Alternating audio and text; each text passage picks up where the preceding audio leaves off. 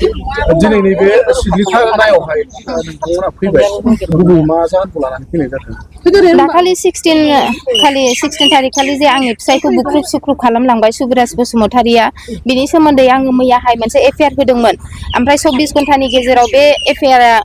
register जानांगौ नालाय दा बियो दासिमबो जानो हायाखै आङो सारमोननि खोथा मथे नेबायबो अलरेडि मैया बेलासिनि गेजेरावनो जागोन होनबाय खिन्थु दिनैसिमबो जायाखैमोन बिनि थाखाय आङो फुङावनो कल खालायबाय माबाय जागोनल' होनो खिन्थु दासिमबो जायाखैमोन बिनि थाखाय आङो दुखु मोननानै आंजों लोगोसे गासिबो आंनि गामिनि पाब्लिकफोरा फैफादों आंखौ सापर्ट खालामदों दासिमबो बिसोरो जेबो रिजाल्टखौ होनो हायाखै ओमफ्राय आङो गोबां बेवहाय दावराव दावसि खालामनानै रिकुवेस्ट खालामखांनायनि उनावसो बिसोरो एसे एक्सन लाबाय ओमफ्राय बिनि उनाव एडिशनेल मेमखौ बिसोरो लेंहरनानै दा जागोन होननानै रायज्लायनानै नेथ' होगासिनो दङ दासिमबो फाइनाल रिजाल्टखौ बिसोरो होनो हायाखै अलरेडि 24 घन्टा बारबाय जिहेतु मानसिया दिनै थांनायनि गेजेराव जुजिनानै दङ अब्लासिमावबो दासिमबो जुदि न्याय मोनाब्ला अब्ला मा जागोन बिनि थाखाय आङो दा बे सिडनि थानायाव दंफैयो बिनि थाखाय आंनो न्याय नांगौ दासिमबो आं मोननो हायाखै गावसोर प्रसेसआव दंल' होनो खालि जागोनल' होनो 24 घन्टा बारबाय दिनैसिमबो जेबो रिजाल्ट मोनाखै आङो बिनि थाखाय आङो दिनै थानायाव फैफिननांदों आंजों लोगोसे गासैबो पाब्लिकफ्रा दङ जोङो गोबां खोथा बुंबाय बिफिनबाय जुदि जायाब्ला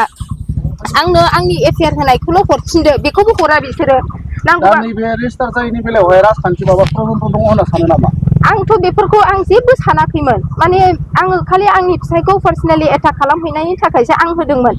एफाग्राब सिरियास खोथाखौथ' बिसोरो मालाबाबो बेबायदि इगनर खालामनो नाङामोन 24 आवार्सनि गेजेराव जेने थेने रेजिस्टार जानांगौमोन बेयो दिनैसिम मानो खालामनो हायाखै आङो बे उद्देश्यखौ जेबो मोनदांनो मोनाखै खालि जागोनल' होनो सारा एक्सेप्ट खालायनानै बेहाय फरवार्ड खालामबाय होनबाय बे खोथाखौ एक्सेप्ट खालायनानै जोङो दिनैसिम नेनो थिननायखाय नेबाय खिन्थु दिनैसिम जों दासिम जेबो रिजाल्ट मोनाखै 24 आवार्स बारबाय दा नै 3:15 जाबाय अब्लासिमावबो जेबो रिजाल्ट गैया आं बिनि थाखायनो खावलायदों जेन' मोजाङै मोजां जायो दा दसे उन नेथ'नो थिनदों जोङो दसे नेथ'नि मा जायो आरो बिनि गेजेराव जुदि जायाब्ला आङो आंनि होनाय एफआइआरखौ आं बिफिनदोंमोन अब्ला दासिमबो बेखौनो बिसोर होनो हाया खालि जागोनावल' दोनो